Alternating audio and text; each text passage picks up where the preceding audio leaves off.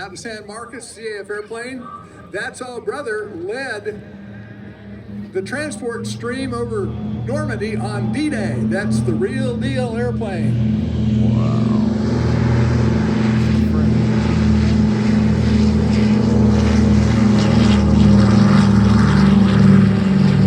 Affectionately called the Goonie Bird.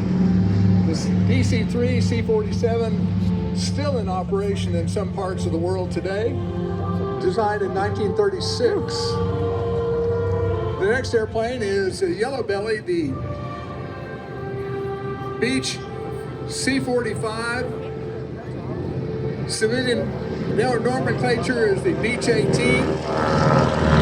Two Pratt & Whitney Wright Ford 985, 450 horsepower each. That one carries the markings of a general, Brigadier General Ira Aker, who was commander of the 8th Air Force over in Europe for a while.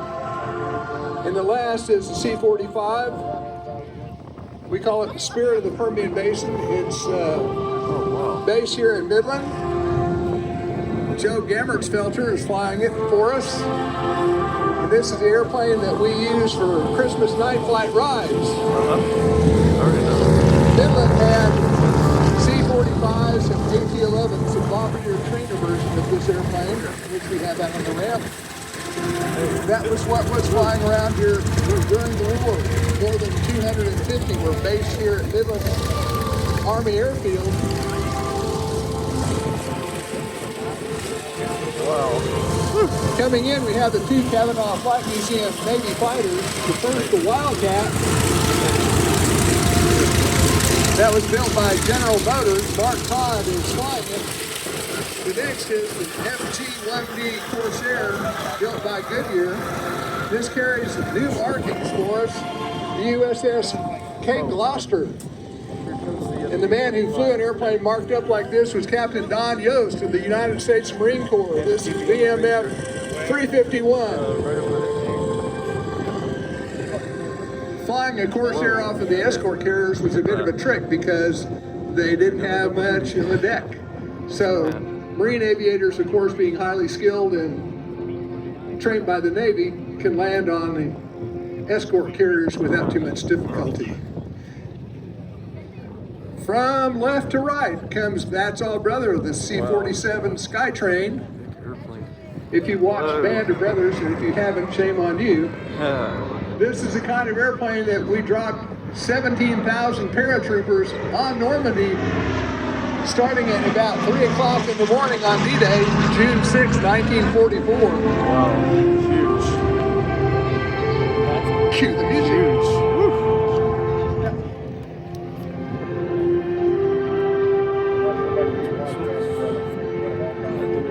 The C-45 coming by here with the markings of General Ira Aker. This one is from Guyman, Oklahoma. We call it Yellow Belly for obvious reasons.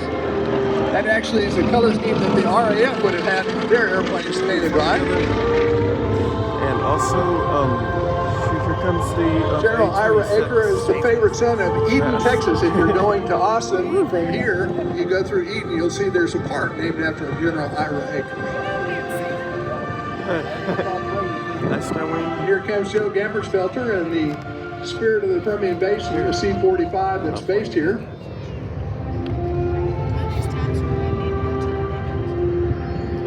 The Beech 18 series was highly modified, used for a liaison transport airplane that, like this one, with a different nose section. It was used as a bombardier trainer, and that was what was mainly based here.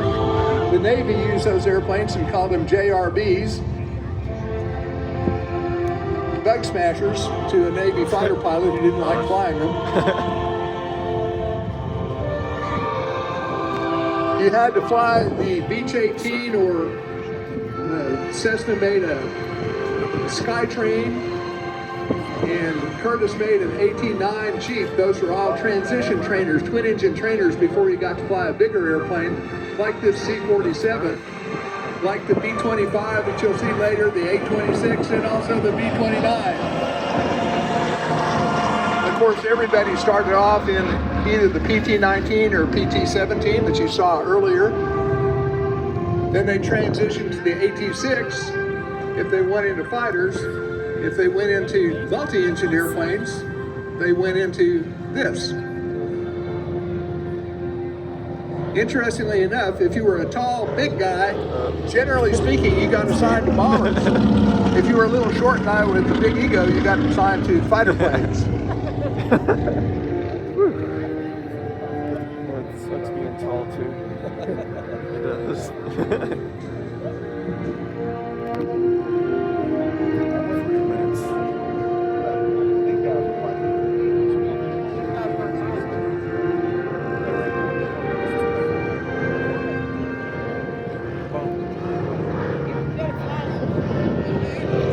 There goes Colonel Joe Gammersfelter in the C-45. Surprisingly, that airplane stayed in use in the military through the 1950s. And of course, corporate aviation snapped them up, and after World War II, that was the corporate airplane of choice. And still today, people value flying in the Beech 18.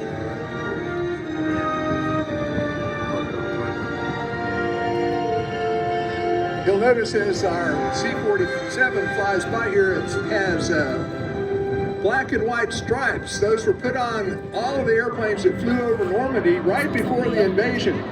The black and white stripes were to designate American or Allied aircraft. They were put on hastily. You'll see those are nicely marked, mask off and all that stuff during the war for the actual event.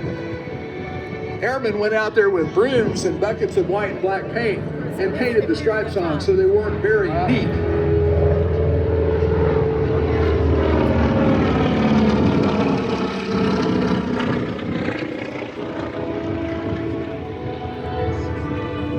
All right, we're setting up for the photo pass with That's All Brother.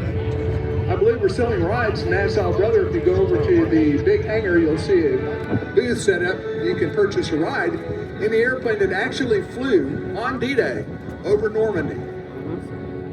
It's true. Very nice.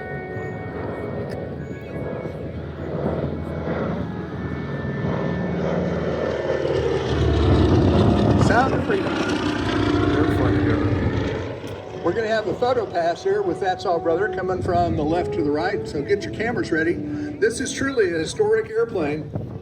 The CAF had it restored about 6 years ago, and it actually flew across the Atlantic to take part in D-Day commemorations several years ago. Oh snap. Here they come. It's big and slow and heavy on the controls, but people who fly it say there's nothing like it. That's huge. From left to the right, here comes That's All Brother. Yes, sir. You can almost envision members of the 101st Airborne inside that airplane.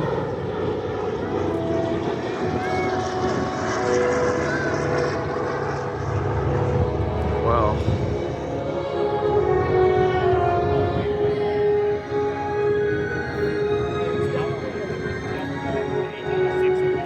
Off with the 48-minute one. General Akers airplane.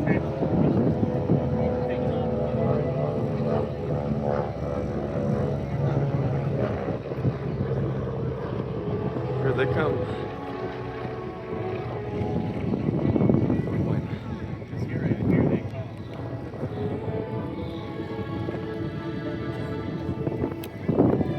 Uh-oh. And bringing up the rear in the highly polished C-45 is Colonel Joe Gammersfelter, U.S. Air Force veteran, also a graduate of Texas A&M. Snap. Probably There why we he's a go. little late getting here. Double duty. And he puts it up on the wing. Nicely polished C-45 again.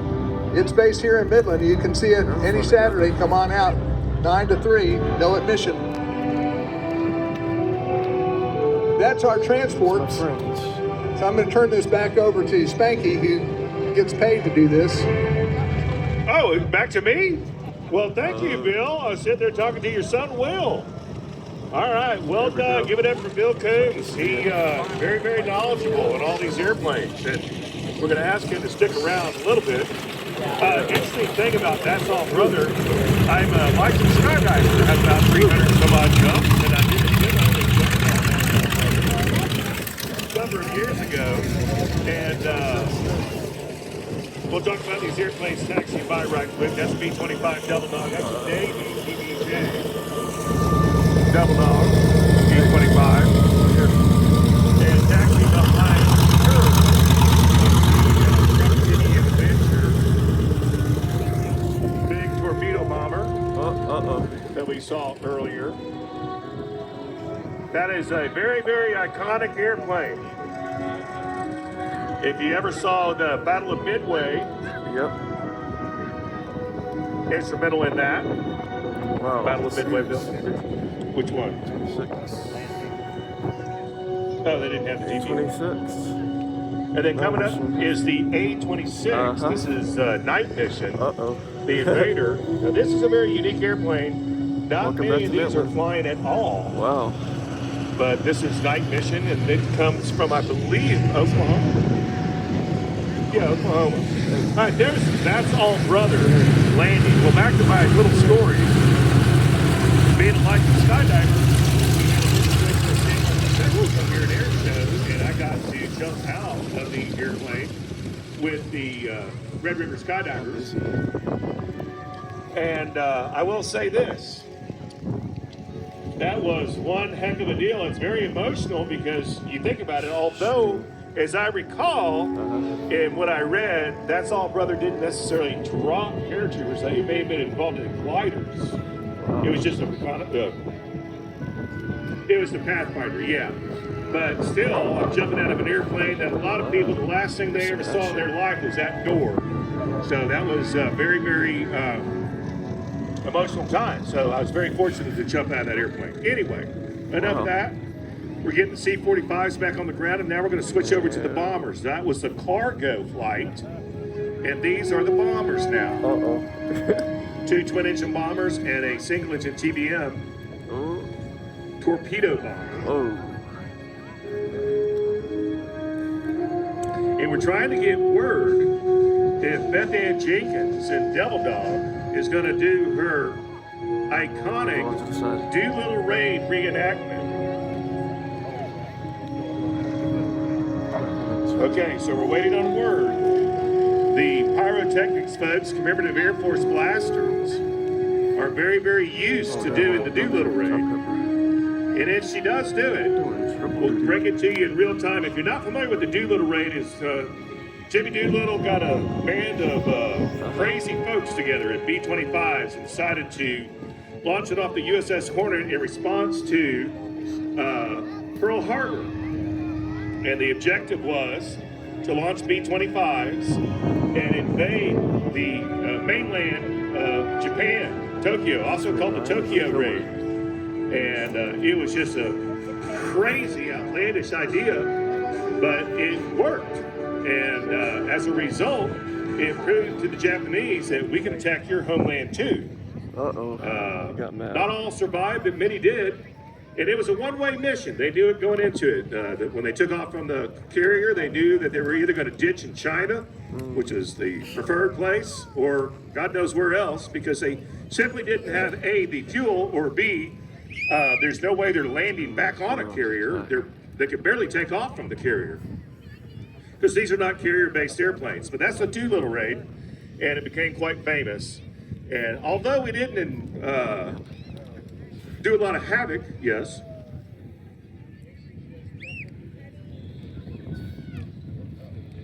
All right, so we are going to do the Doolittle Raid. Outstanding. The end result of the Doolittle Raid was psychological more than physical destruction of Tokyo. The bombs made their target, missed their target. It doesn't make any difference. It didn't really evoke that much damage per se. But it really freaked out the Japanese, and like I said, it proved that we can attack their homeland too. So psychologically, it was a turning point in the war for both the Americans and the Japanese. The Japanese were defeated, the Americans were uplifted after the Doolittle Raid. Now, Bill, hopefully I did that story justice. He says yes. Now, this is important because Bill's a historian. I was close enough. All right, Bill, here we go. Bill, we're going to do the Doolittle raid. This is Beth Ann Jenkins, but there is more to the story, and I'm just going off notes. But please, if you have some more to add, go for it. Well, several West Texas people were involved in the Doolittle raid. One of the gentlemen who flew, Bob Height, who flew, I think, Doolittle Raider number 6 off of the Hornet, was from up near the Lubbock area, and he was one of the ones who was captured by the Japanese. And I had the privilege of talking to Bob here many years ago when we first started the CAF here in Midland. Now this B-25 taking off is actually marked as a Marine PBJ with the gun nose, and it has, I think, an all-girl crew on board right now. Is Ashley flying it too? Yes, I think it's Beth Jenkins and Ashley Shelton. So the ladies are flying the B-25, made by North American, powered by 2 Wright 2600 radial engines. Heavy on the controls, but very effective as a medium bomber. And certainly during the Doolittle raid, coming in at low level over Japan, knowing you didn't have enough gas to get to China, that it was a one-way mission.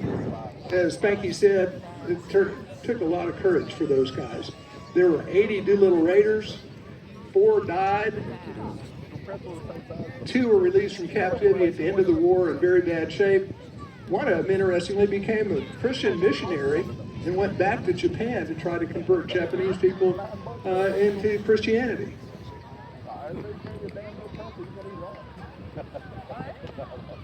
That's all I got. Okay.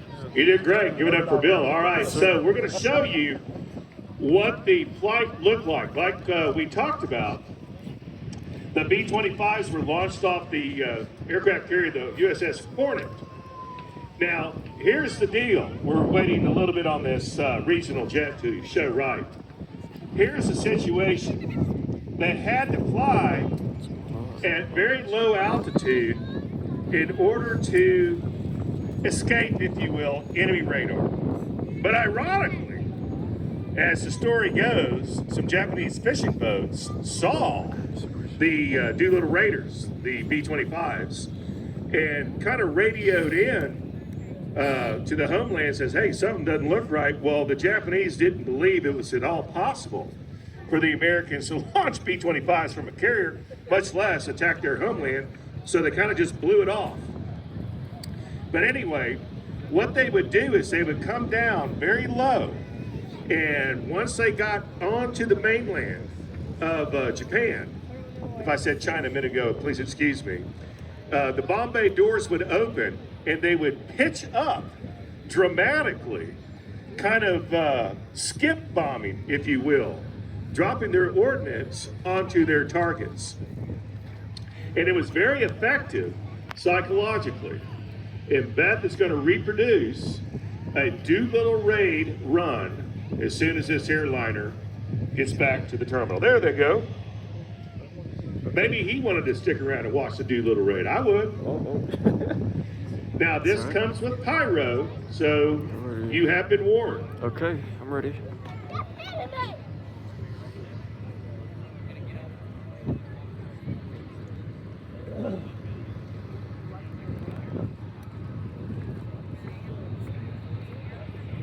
Oh, it's another one. Okay, I see. Yeah, actually, it's taken off. Yeah. Oh, okay. I got you. All righty. There we go. Get right, Southwest out of here. There they go. On time every time, I hope. All right, there she goes. Beth Ann Jenkins in the B-25. Like Bill alluded to, this is the Navy version, the Marine version of the B-25 Mitchell. Technically, it's a PBJ, and as Beth likes to say, it does not stand for peanut butter and jelly. It is the designation of the P is a patrol bomber, and then J is the manufacturer of North American. All right, here we go. Beth Ann Jenkins on takeoff roll. Let's listen to those rights. Listen, actually. Sounds so angry.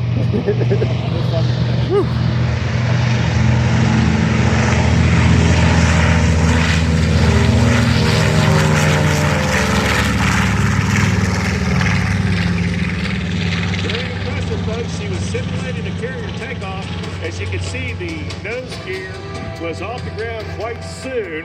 That is a short field takeoff. And I'll tell you what, that's exactly how they had to do it off the USS Hornet. We're also now probably going to go ahead and launch a TBM and an A-26. But they're going to kind of hang out for just a minute while we focus on Beth Jenkins. We'll see if they launch it or not. It's no big deal. This is a live event, so we have no idea what's going to happen until it happens. Well, they are going to launch it. There goes the TBM on takeoff roll. Oh, snap. Baby.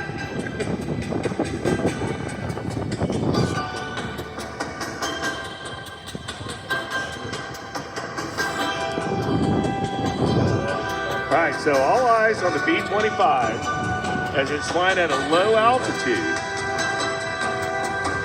And that is about the altitude that they cruised from the Pacific to mainland Japan. So they're at a very low altitude, relatively speaking. Also at a low altitude, they're burning way more in fuel. The crew was as light as they could make it. They had the box that they could carry. Remember, they had to lighten these airplanes quite a bit in order to take off from the carrier. But this is really a changing point in the war. This event, the Doolittle Rain, really just changed history, quite frankly. And the other thing that changed history is we're going to see at the end of the show is the B-29, and we all know about the Enola Gay. And if you don't, I will remind you when it flies. So we have very, very rich history in Airsho 2025. Coming in, show left. This is it. Complete with pyro. Focus on the bomb bay. Doors will be open. And watch as Beth and Ashley pitch the nose up at just the right time to skip bomb their targets. Here we go. Coming in right now. Here goes the B-25. Woo.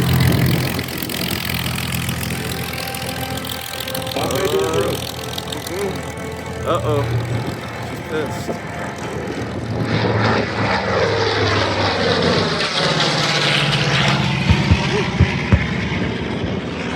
That's how it was. As you saw a perfect example of a Doolittle Rain pass with Beth Jenkins and Ashley Shelton. All right, TBM Adventure on takeoff roll.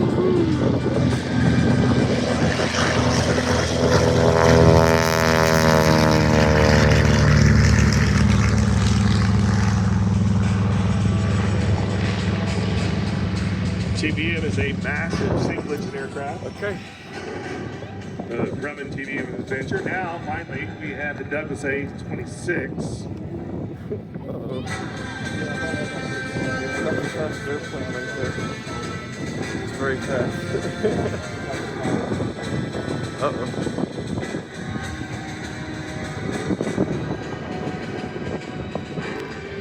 The Douglas A-26 Invader. Jim Ryan at the controls. Listen in. Steve's in there too.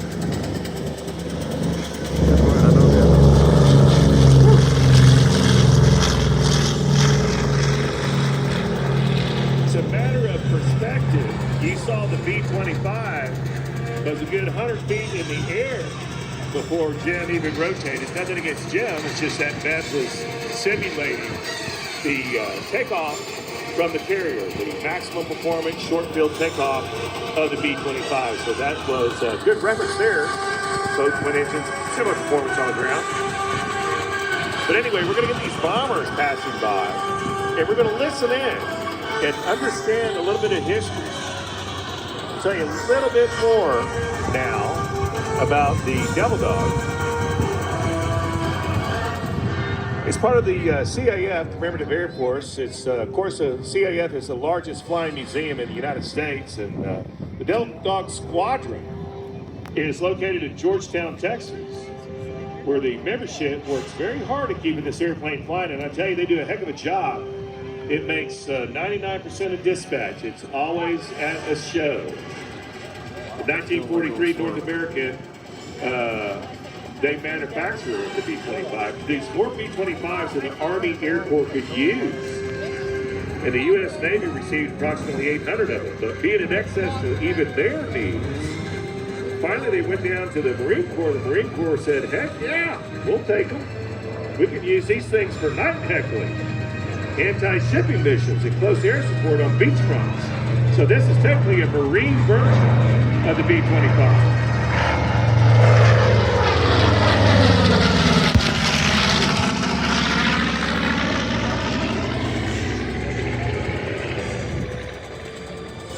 Again, the Marines designated the airplane the PBJ. PB indicates patrol bomber. The J is the alpha code designating North American, the manufacturer. Beth, again, likes to remind everyone it does not stand for peanut butter and jelly. The Marines were innovative in customizing the PBJs for the jobs they face. The Marines learned early on they could drop bombs from a high altitude at a moving target, so they adapted to learning that skip bombing that we talked about earlier. Ultimately, they added more 50 caliber machine guns to the glass nose and a bombardier for attack. Upon learning of this, North American engineers designed a solid nose armament with up to 8 50 cals and a radar nose with 4 other 50 cal machine guns. And in the H model, they had a 75 millimeter cannon. All right, here comes the TBM Avenger now.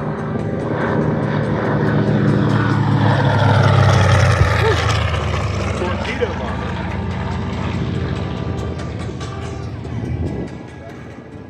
That looks fast.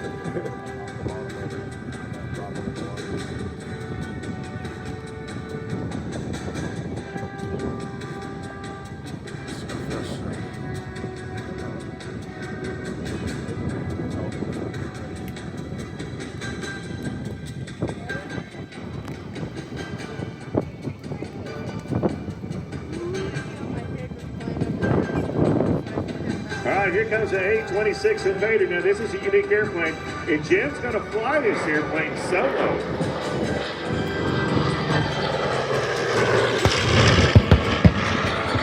And give us some Zoom passes at the conclusion of our bomber parade. And really, there's not a lot to say about the A-26. This one's called Night Mission, other than it's extremely rare airplane.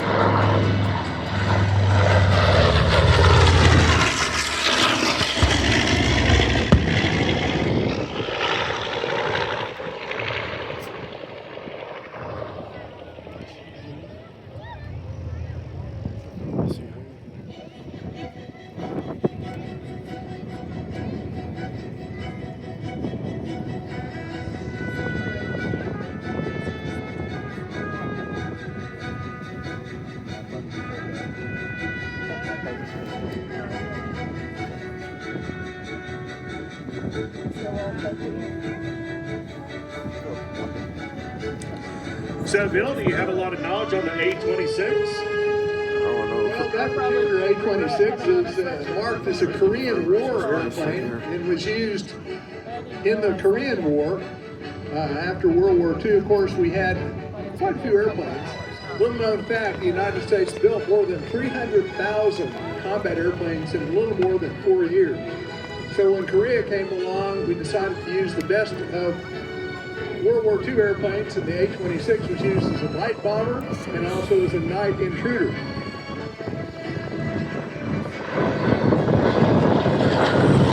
TBM, right here, owned by the Bohannon family. Of course, that's the airplane that President George H.W. Bush flew in World War II. Did 55 missions off the USS San Jacinto. Here comes Jim Ryan in the A-26. Gun nose, carried a relatively light bomb mode that was very fast.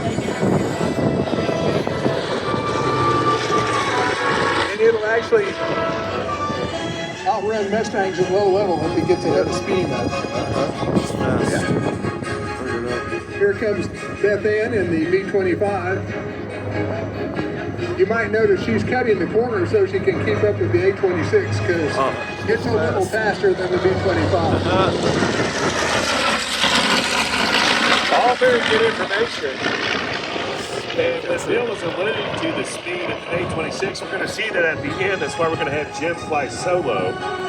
And like you said, they had a lot of surplus after the war.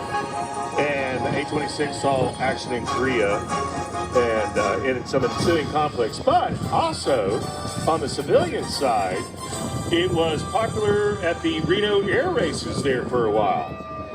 course, the P-51 was as well. Man, I'll tell you, just think, Bill, if we went back to, say, 1950-ish, and you and I could have bought, half a dozen P-51s, maybe 2 or 3 A-26s, and still had plenty of money left over.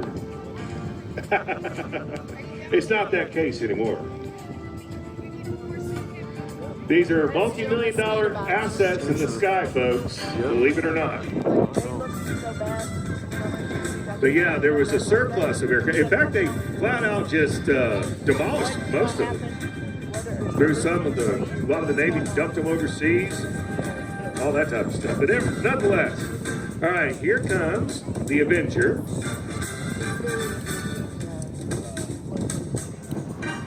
This is the one that President George Bush flew, Sr.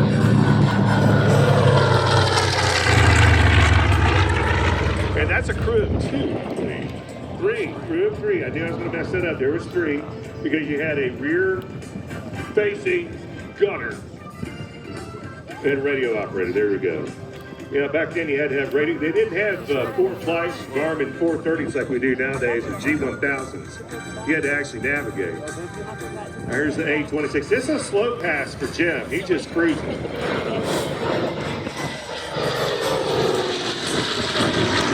All right, it looks like we're going to set themselves up for some photo passes, which is typical, very typical when airplanes perform for us. And then we're going to have Jim do some high-speed zoomies in that A-26. The speed restrictions have been waived, which allows Jim to fly it a little faster than a normal pattern. We'll see what speed he gets up to. I would say north of 250 miles an hour. Well, I would say probably north of probably 350, 300, 350 over. Yeah, well, if it's wound up, that's correct. Yeah, I just didn't know how fast he would fly it. But it's going to go pretty quick. And there's really not a lot to talk about other than just listening to this airplane. It's extremely popular.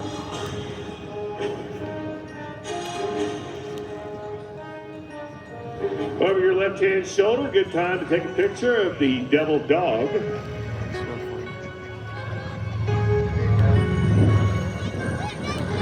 Woo, there you go. Hell yeah.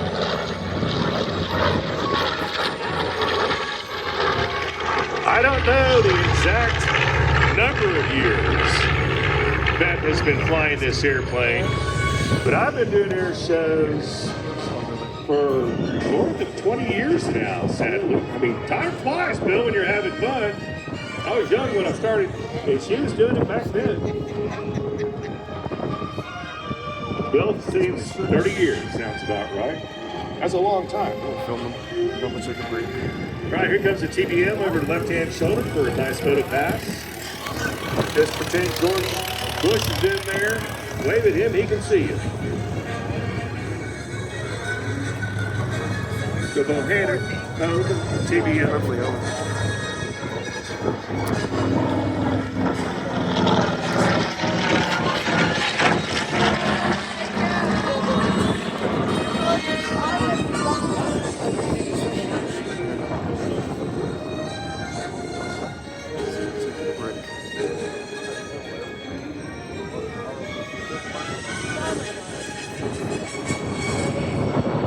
There's old Jim Ryan, showboat standing on its wing. That's a good clean view of the A-26 Invader. Aptly named Night Mission.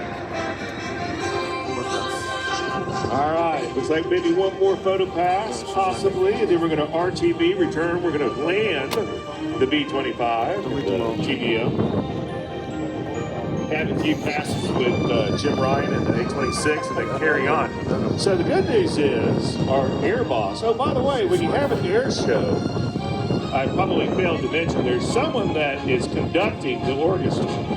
There's a leader, and in this case, it is a young lady. Her name's Kelly Hudson, out of Las Vegas, and she spent 20 years in the Air Force as a controller, and now about 7 years as a civilian air boss. And she is in the tower. due to the fact that we have airliners.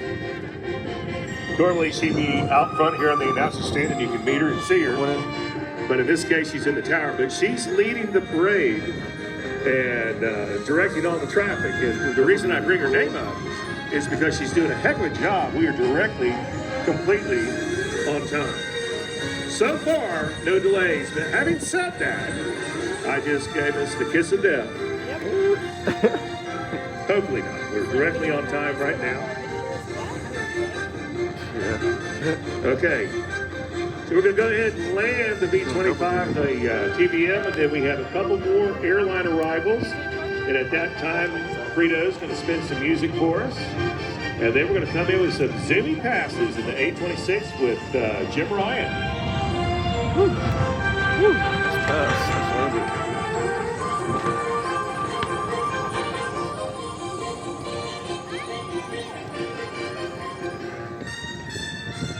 Double duty.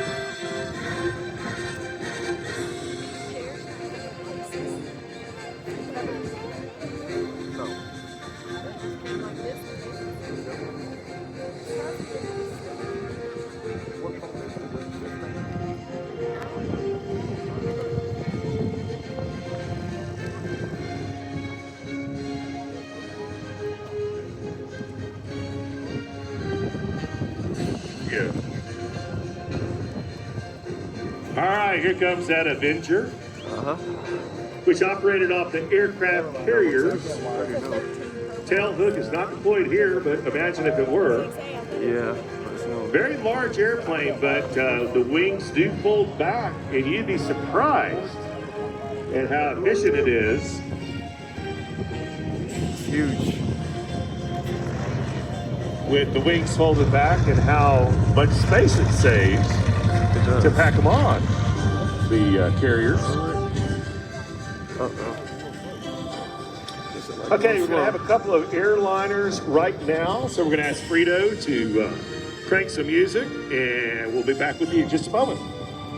Frito, by the way, is eating Fritos. So. Where's the airliner?